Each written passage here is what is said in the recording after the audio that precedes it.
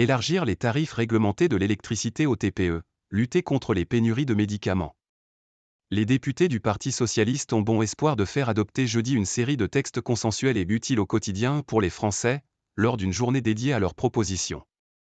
Ce devait être le point final d'un bras de fer de 14 mois, mais qui pourrait se terminer en poignée de main. Les socialistes et le gouvernement travaillent à un accord sur l'un des textes phares de la journée, concernant EDF, et défendu par Philippe Brun.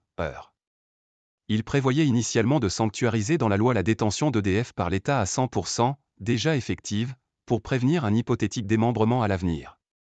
Mais le texte a évolué au gré de la navette parlementaire, et propose désormais l'extension au 1er février 2025 des tarifs réglementés de vente d'électricité, TRVE, aux TPE, artisans ou encore aux petits agriculteurs. Il entend également mettre en place une part d'actionnariat salarié chez EDF, en obligeant l'entreprise à ouvrir au minimum 2% de son capital. C'est cette dernière mesure qui suscite le plus de crispation avec Bercy, qui entend transformer l'obligation en possibilité, en échange du soutien du camp présidentiel au texte. Les socialistes s'en sont bien passés jusqu'ici, mais un accord avec le gouvernement pourrait permettre d'éviter une saisine par l'exécutif du Conseil constitutionnel, alors que le camp présidentiel a estimé à plusieurs reprises que l'article sur les tarifs réglementés pourrait être censuré comme cavalier législatif. Si le gouvernement se rallie à notre proposition, c'est parce que la réalité l'a rattrapé, s'est félicité auprès de 20 minutes le patron du groupe Boris Vallaud, défendant une niche parlementaire dévouée au quotidien des Français. Bataille sur le chlordécone. Après le texte sur EDF, les socialistes devraient sans surprise faire adopter définitivement une loi pour mieux prévenir les violences sexuelles envers les mineurs dans les clubs sportifs, dans un contexte de libération de la parole sur les défaillances de plusieurs fédérations.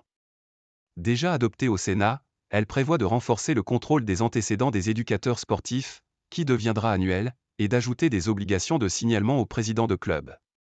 Autre proposition largement consensuelle, Christine Pire-Beaune proposera la suppression des frais de clôture de compte à un héritier, lorsque la personne décédée est mineure ou quand les sommes concernées sont inférieures à 5 000 €.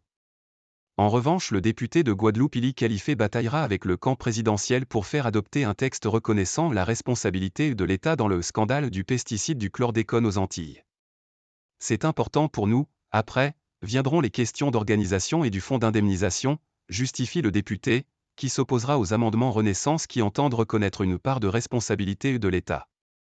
La responsabilité est partagée, sinon c'est un peu facile, insiste Charlotte Parmentier-Lecoq, Renaissance, citant notamment des industriels, des propriétaires d'exploitation. Pénurie de médicaments.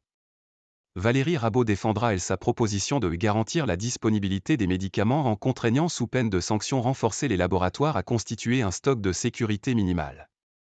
Son texte a été légèrement réécrit en commission pour fixer les planchers à 2 mois pour les médicaments traditionnels et ceux d'intérêt thérapeutique majeur, mais elle tentera de relever ces planchers dans l'hémicycle et d'affiner la rédaction du texte.